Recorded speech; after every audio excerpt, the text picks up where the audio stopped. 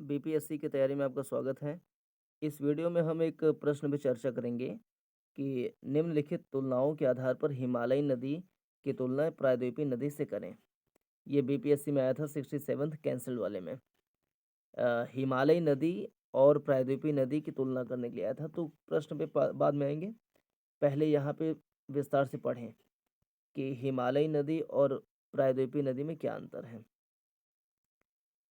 हिमालय की अनेक नदियां पूर्ववर्ती नदियां हैं, अर्थात ये नदियां हिमालय से भी पुरानी हैं।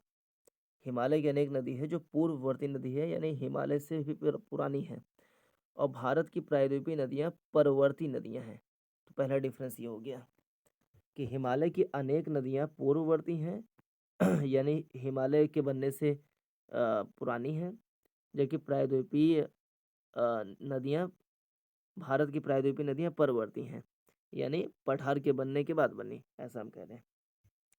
हिमालय की नदियां वर्तमान में युवावस्था में हैं और तीव्र ढाल के कारण नदियों की धारा तीव्र है। अतः हिमालय क्षेत्र में इन नदियों ने काफी गहरी एवं सक्रिय घाटियों का निर्माण किया है। सिंधु नदी का बुंजी गॉर्ज 5200 मीटर गहरा है। ये एनसीईआरटी में भी इसका उल्लेख है। सिंधु नदी लद्दाख श्रेणी में बुंजी गॉर्ज का निर्माण करती है जो 5200 मीटर गहरा है। और प्रायद्वीपीय नदियां प्रौढ़ावस्था में हैं, अतः इन नदियों की घाटियां चौड़ी एवं उथली हैं। हिमालय की नदियां युवावस्था में है, तीव्र ढाल में बहती हैं और इनकी घाटियां गहरी एवं सक्रिय हैं। और सिंधु नदी का बुंजी गॉर्ज 5200 मीटर गहरा है। प्रायद्वीपीय नदियां प्रौढ़ावस्था में हैं, इनकी घाटियां चौड़ी एवं उथली हैं। हिमालय की नदियां मार्ग परिवर्तन के लिए कुख्यात हैं, जैसे कोसी, तीस्ता, गंडक आदि नदियों के मार्ग में परिवर्तन होता रहता है। कोसी, तीस्ता, गंडक। गंडक नदी जो कि बिहार में बहती है, ये मार्ग परिवर्तन करती है। कोसी नदी भी और तीस्ता नदी भी। ऐसा माना जाता है कि तीस्ता जो वर्तमान में ब्रह्मपुत्र की सहायक नदी है, अतीत में यह गंगा की सहायक नदी थी। कोमल संरचना एवं अवसादों की अधिकता के कारण ये नदियां मार्ग परिवर्तन करती हैं। मार्ग परिवर्तन क्यों करती हैं? कोमल संरचना एवं अवसादों की अधिकता के कारण ये नदियां मार्ग परिवर्तन करती हैं। फिर अवसादों की कमी एवं कठोर संरचना के कारण प्रायद्वीपीय नदियां सुनिश्चित एवं अस्थायी मार्ग से प्रवाहित होती हैं। प्रायद्वीपीय पठार की संरचना कठोर है। हिमालय की नदियां सदावाहिनी हैं, क्योंकि वर्षा ऋतु में वर्षा के द्वारा और शुष्क ऋतु में हिम पिघलने के कारण इन नदियों को जल प्राप्त होता रहता है। और प्रायद्वीपीय भारत की नदियां बरसाती या मौसमी नदियां हैं, क्योंकि इन नदियों का स्रोत केवल वर्षा का जल है, हिमनद नहीं है। हिमालय की नदियों का जल ग्रहण क्षेत्र एवं बेसिन का आकार अधिक विशाल है। प्रायद्वीपीय नदियों का जल ग्रहण क्षेत्र एवं बेसिन का आकार हिमालयी नदियों की तुलना में कम विशाल है।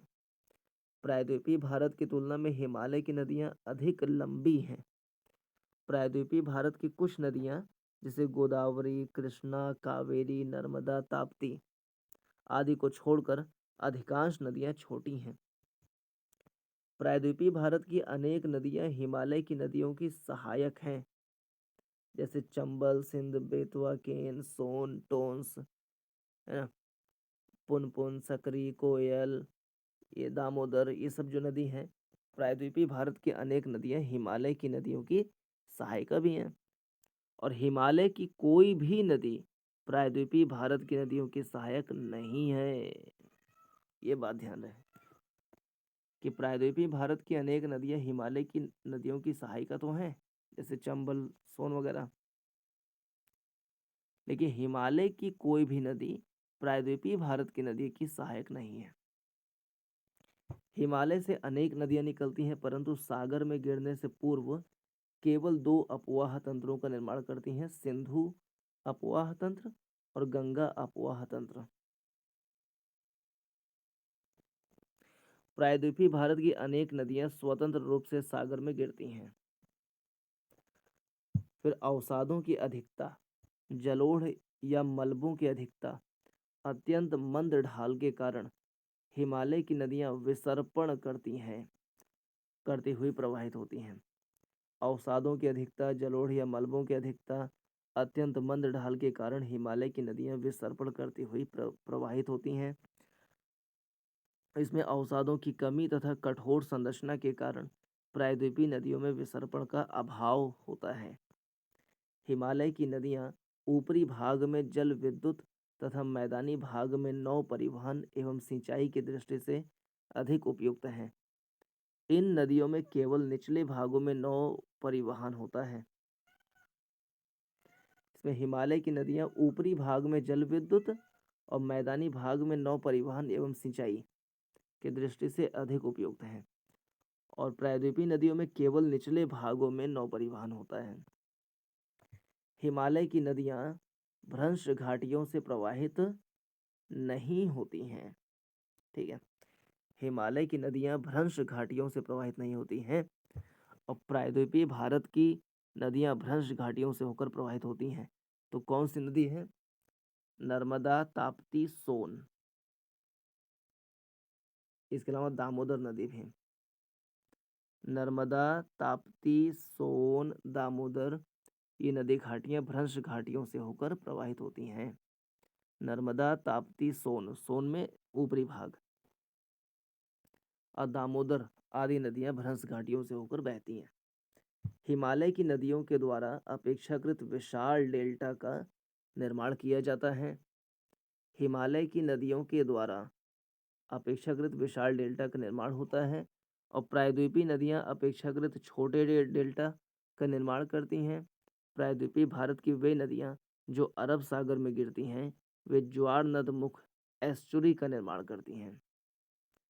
हिमालयी नदियां केवल पर्वतीय क्षेत्रों में जलप्रपात आदि का निर्माण करती हैं। अतः हिमालयी क्षेत्रों को छोड़कर मैदानों में जल विद्युत परियोजनाओं का निर्माण कठिन है। और प्रायद्वीपीय नदियां ये अपने प्रवाह के अंतर्गत रैपिड्स या जलप्रपात का निर्माण करती हैं, जिससे कहीं भी जल विद्युत परियोजनाओं का निर्माण संभव है। तो ये रहा। अब आते हैं प्रश्न पे कि तुलना करें हिमालय नदी की प्रायद्वीपीय नदी से। हिमालय की अधिकांश नदियां बारहमासी हैं, सही बात है, जबकि अधिकांश प्रायद्वीपीय नदियां वर्षा पर निर्भर हैं, सही बात है। ये इसको पढ़े हम लोग अभी, पहला स्टेटमेंट सही है। हिमालयी नदी की ढाल प्रायद्वीपीय नदी की तुलना में अधिक खड़ा है, सही बात है। हिमालयी नदी का ढाल जो है वो प्रायद्वीपीय नदी की तुलना में अधिक खड़ा है।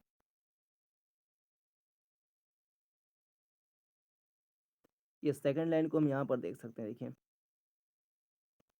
हिमालय की नदियां वर्तमान में युवावस्था में हैं, और ये तीव्र ढाल मीन्स क्या हुआ? खड़ा ढाल, तेज ढाल। नदियों की धारा इसी वजह से तीव्र होती है। हिमालय क्षेत्र में इन नदियों ने काफी गहरी और सकरी घाटियों का निर्माण किया है। सिंधु नदी का बुंजी गॉर्ज 5200 मीटर गहरा है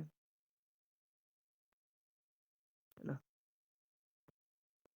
और एक जो पहला स्टेटमेंट था कि हिमालय की नदियां क्या है? सदा नीरा है, सदावाहिनी है, क्योंकि वर्षा ऋतु में वर्षा के द्वारा और शुष्क ऋतु में हिम के पिघलने के कारण इन नदियों को जल प्राप्त होता है। और प्रायद्वीपीय भारत की नदियां बरसाती या मौसमी हैं, क्योंकि इन नदियों का स्रोत केवल वर्षा का जल है। तो हिमालय नदी का ढाल प्रायद्वीपीय नदी की तुलना में अधिक खड़ा है, ये बात सही है। तीसरा, प्रायद्वीपीय नदी हिमालयी नदी की तुलना में अपने रास्ते में अधिक क्षरण यानी ज़्यादा कटाव करती है। प्रायद्वीपीय नदी नहीं, प्रायद्वीपीय नदी ज़्यादा कटाव नहीं करती, क्योंकि प्रायद्वीपीय भारत का कठोर संरचना से बना हुआ है। तो इसमें पहला दूसरा स्टेटमेंट सही है। इस वीडियो में इतना ही। नमस्कार, जय हिंद।